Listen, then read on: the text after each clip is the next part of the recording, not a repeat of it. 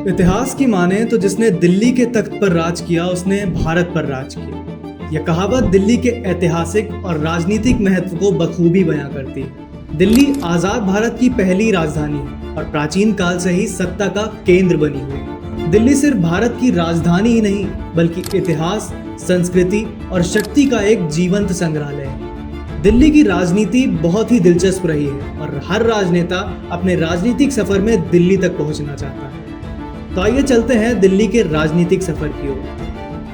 1947 में जब भारत ने ब्रिटिश शासन से आजादी प्राप्त की तो दिल्ली को स्वतंत्र भारत की पहली राजधानी घोषित किया गया। 1950 में देश का संविधान लागू हुआ और दिल्ली देश के राजनीतिक, प्रशासनिक और विधायी गतिविधियों का केंद्र बन गई। दिल्ली में 1952 में पहली बार विधानसभा चुनाव हुए और कांग्रेस ने जीत हासिल करके देशबंधु गुप्ता को मुख्यमंत्री घोषित किया।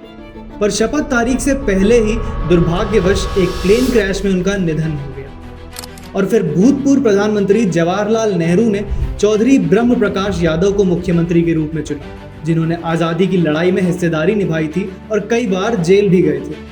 महात्मा गांधी के सत्याग्रह और भारत छोड़ो आंदोलन में उन्होंने अहम भूमिका निभाई थी। दिल्ली के मुख्यमंत्री रहने के बावजूद भी उन्होंने कोई निजी घर नहीं बनाया।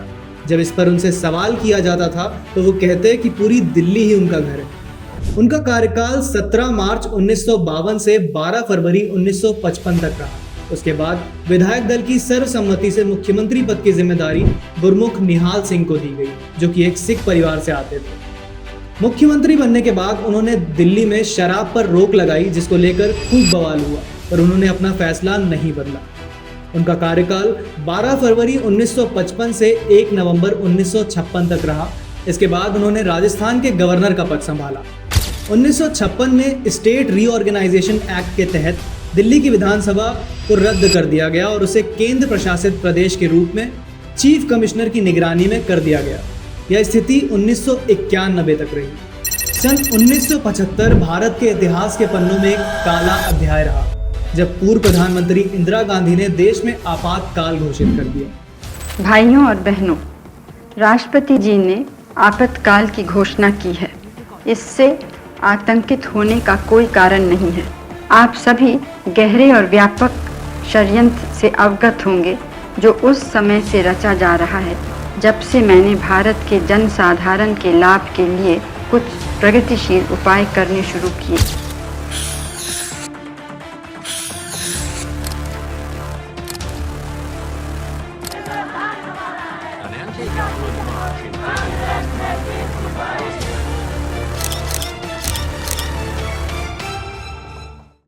इस दौरान देश में राजनीतिक उथल पुथल मची, लोगों के मौलिक अधिकार छिन गए और देश के कई प्रमुख विपक्षी पार्टियों के वरिष्ठ नेताओं को विरोध करने पर जेल भी जाना पड़ा। आपातकाल की स्थिति देश के लिए एक भूचाल था जो 21 महीनों तक रहा। पूर्व प्रधानमंत्री इंदिरा गांधी ने अपने कार्यकाल के दौरान कई बड़े राजनीतिक फैसले लिए, जिसमें से एक आपातकाल भी रहा। जून 1984 में उन्होंने आर्मी को स्वर्ण मंदिर पर ऑपरेशन ब्लू स्टार करने का ऑर्डर दिया, जिससे सिखों में उनके खिलाफ आक्रोश बढ़ गया और 31 अक्टूबर 1984 को उन्हीं के सिख बॉडीगार्ड ने उनकी गोली मार के हत्या कर दी, जिसके बाद सांप्रदायिक हिंसा भड़की और सिख समुदाय के विरुद्ध अत्यंत निर्मम नरसंहार हुआ। दिल्ली और देश के अन्य हिस्सों में सिख समुदाय पर व्यापक हमले हुए।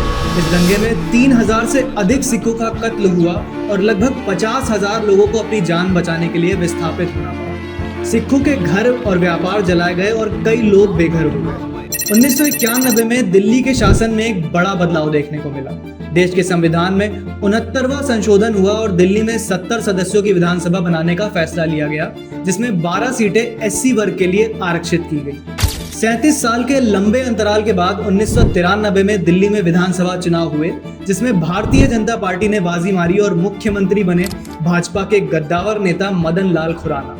दिल्ली में उनकी कार्यशैली इस प्रकार थी कि जनता में उनकी पहचान दिल्ली का शेर के रूप में की जाती थी। उनका कार्यकाल 2 दिसंबर 1993 से 26 फरवरी 1996 तक रहा, जिसके बाद उनका नाम जैन हवाला केस में आने के कारण उन्हें इस्तीफा देना पड़ा। उसके तत्पश्चात भाजपा के विधायक दल की बैठक बुलाई गई और मुख्यमंत्री पद के लिए साहिब सिंह वर्मा का नाम आगे आया, जो कि उस वक्त दिल्ली सरकार में शिक्षा और विकास मंत्रालय संभाल रहे थे। साहिब सिंह वर्मा की मदन लाल खुराना से ज्यादा बनती नहीं थी, पर विधायकों का समर्थन होने की वजह से पार्टी ने उन्हें मुख्यमंत्री बनाया।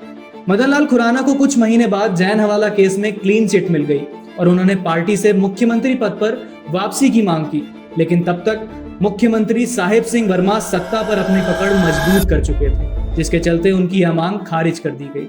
साहिब सिंह 26 फरवरी 1996 से 12 अक्टूबर 1998 तक दिल्ली के मुख्यमंत्री रहे। उनकी सरकार में प्याज के भाव आसमान छू गए थे और सरकार जनता की आलोचनाओं का शिकार हो रही थी। दिसंबर 1998 में अगले विधानसभा चुनाव होने थे। भाजपा के वरिष्ठ नेताओं को लगा कि इस कारण से अगले चुनाव में सत्ता छिन सकती है, तो पार्टी ने मुख्यमंत्री का तत्काल इस्तीफा मांग लिया। साहिब सिंह वर्मा ने इस्तीफा तो दे दिया, पर शर्त रखी कि मदन लाल खुराना को वापस कुर्सी नहीं मिलनी चाहिए। अब कांग्रेस शीला दीक्षित के नेतृत्व में दिल्ली का चुनाव लड़ने वाली थी, तो भाजपा ने भी उनकी टक्कर में महिला मुख्यमंत्री बनाने का फैसला लिया और सुषमा स्वराज के हाथ में दिल्ली की बागडोर सौंप दी। सुषमा स्वराज भाजपा से पहली महिला मुख्यमंत्री बनी, जिसके बाद उन्होंने प्याज के बढ़ते दामों को नियमित करने के लिए गोदामों पर रेड मारी और बढ़ती कीमतों का कारण ढूंढा। दिल्ली की जनता का भरोसा जीतने के लिए उन्होंने दिन रात झोंक दी, पर 1998 के दिल्ली विधानसभा चुनाव में वो भाजपा को जीत नहीं दिला पाई। वो सिर्फ 52 दिनों के लिए मुख्यमंत्री बनी थी, जिस दौरान वो दिल्ली की जनता के बीच एक लोकप्रिय नेता बन गई।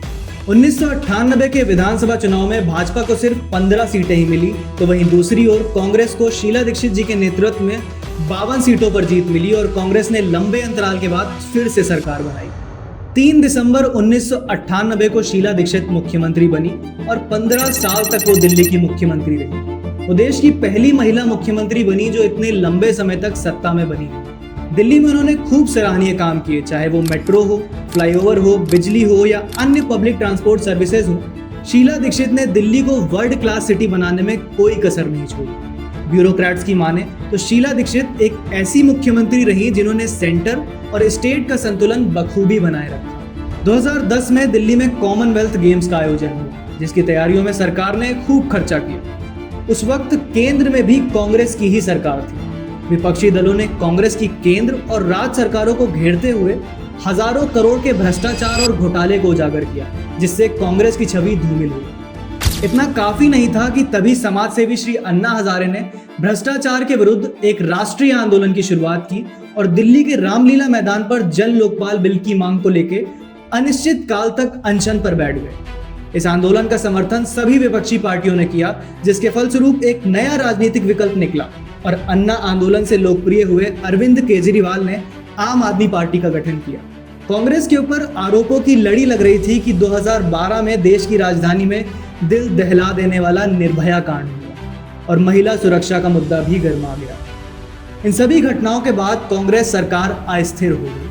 दिल्ली की जनता का भरोसा अब कांग्रेस से उठ चुका था। इसी बीच अरविंद केजरीवाल ने आम आदमी के लिए काम करने वाली राजनीतिक पार्टी का आश्वासन देते हुए आम आदमी पार्टी को दिल्ली के राजनीतिक रण में उतारा।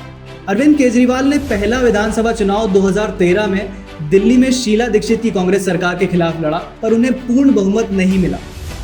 आम आदमी पार्टी को 28 सीटें मिली, भाजपा को 31 और कांग्रेस को सिर्फ 8 सीटें मिली।